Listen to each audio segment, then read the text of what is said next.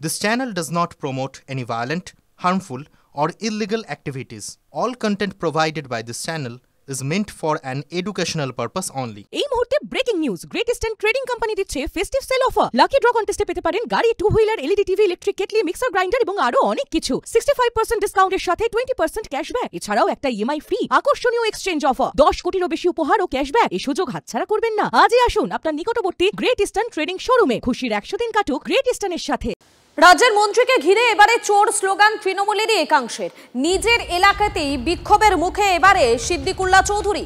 মন্তেশ্বরের মুরুলিয়ায় তৃণমূল কর্মী সমর্থকদের একাংশের বিক্ষোভের মুখে রাজ্যের গ্রন্থাগার মন্ত্রী। এলাকায় একটি বস্ত্র বিতরণী অনুষ্ঠান, সেখানে যোগ দিতে যান তিনি। বিজেপির সঙ্গে হাত মিলিয়ে বস্ত্র বিতরণ করছেন মন্ত্রী। অভিযোগ দলেরই কর্মী সমর্থকদের একাংশের। যদিও এ বিষয়ে কোনো প্রতিক্রিয়া মেলেনি মন্ত্রী সিদ্দিকুল্লাহ চৌধুরীর।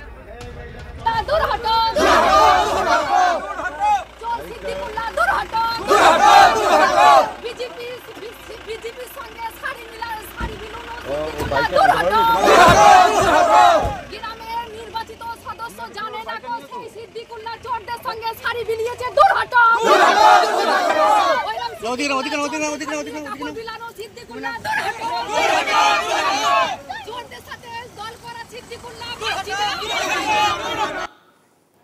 আপনারা দেখলেন সেই মুহূর্ত, যে মুহূর্তে সিদ্দিকুল্লাহ চৌধুরী তাকে ঘিরে বিক্ষোভ দিতে থাকেন। যারা ছিলেন সেখানে উপস্থিত তারা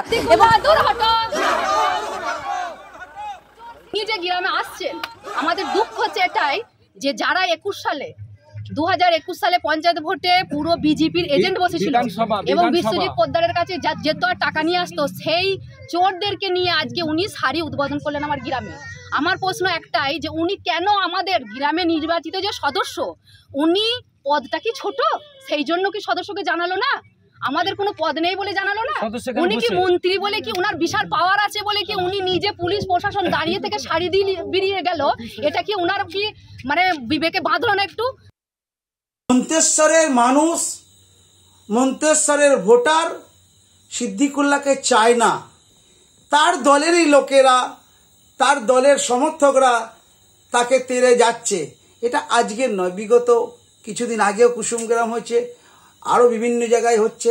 ওনাকে প্রতিনিয়ত ওনার দলের কর্মীদের কাছে, দলের নেতাদের কাছে ওনাকে হেনস্থ হতে হয়। এটাই বলি, তৃণমূল কংগ্রেস মানেই তোলামূল।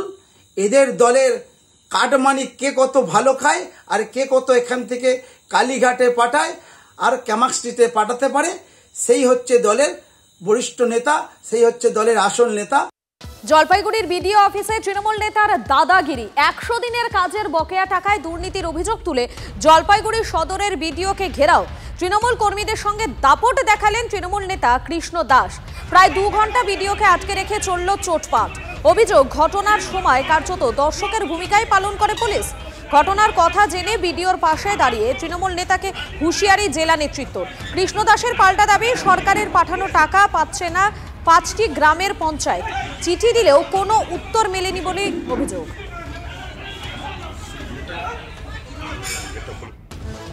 ভূতনির বাঁধ ভাঙায় কোটি কোটি টাকা জলে, উঠছে দুর্নীতির অভিযোগ। সরানো হলো সেচ দফতরের 3 আধিকারিককে। চিফ ইঞ্জিনিয়ার, সুপারিনটেন্ডেন্ট ইঞ্জিনিয়ার এবং এক্সিকিউটিভ ইঞ্জিনিয়ারকে বদলির নির্দেশ। কিছুদিন আগেই ভূতনি বাঁধ ভেঙে বিস্তীর্ণ এলাকা প্লাবিত হয়ে পড়ে। বাঁধ নির্মাণ থেকে ভাঙন রোধের কাজে দুর্নীতির অভিযোগ বিরোধীদের। তড়িঘড়ি বাঁধের কাজের দেখভালের দায়িত্বে থাকা 3 আধিকারিককে সরালো সেচ দফতর। ভূতনি প্লাবিত হয়েছে একমাত্র কারণ এখানে ওই চিফ ইঞ্জিনিয়ার বা অন্যান্য আধিকারিকদের কাটমানি এবং কাজে গাফিলতি, এইগুলোর কারণে আজকে ভূতনিটা প্লাবিত হয়েছিল। বর্তমান পশ্চিমবঙ্গ সরকার, মমতা ব্যানার্জি যার মুখ্যমন্ত্রী, তিনি কিন্তু টপ টু বটম দুর্নীতিতে জড়িত আছেন। আজকে জড়িত আছেন বলেই তারা নিজেরাই নিজেদের সেচ দপ্তরের আধিকারিককে সেখান থেকে সরিয়ে দিতে বাধ্য হলেন। আমাদের যে ভূতনিতে বন্যা, এই যে বন্যায় আজকে এত ক্ষতিগ্রস্ত, তো অনেকটাই আমাদের ভূতনিবাসীর দাবি এবং আমাদের দাবি ছিল যে এর জন্য ইরিগেশনের গাফিলতি কোথাও থেকে যাচ্ছে।